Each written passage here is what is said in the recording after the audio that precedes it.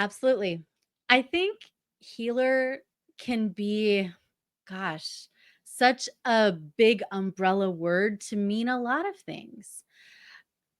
Ultimately, for me, it's about being an energy healer, a clairvoyant, able to see what's going on in somebody's body, like as a medical intuitive, see what's happening in their aura, see what's going on with the energies within them, their business, between them and their clients, and be able to help them to elevate, to up level, to improve personally and professionally.